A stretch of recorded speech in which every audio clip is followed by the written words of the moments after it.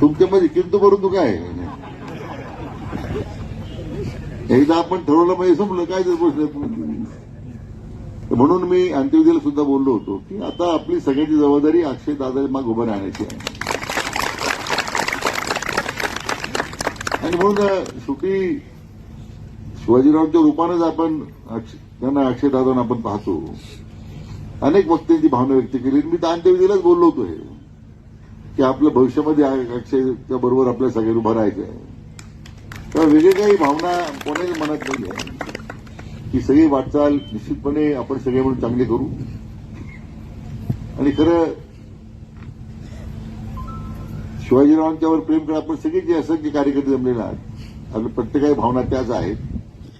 आणि म्हणून मी पुन्हा एकदा आपल्या सर्वांच्या वतीने जिल्ह्याचे पालकमंत्री या नात्यानं स्वर्गीय शिवाजीरावांना पूर्ण श्रद्धांजली अर्पण करतो. परमेश्वराने या लोकांमध्ये त्यांना उच्चतम स्थान द्यावं, जवळचं स्थान द्यावं अशी परमेश्वरचरणी प्रार्थना करतो.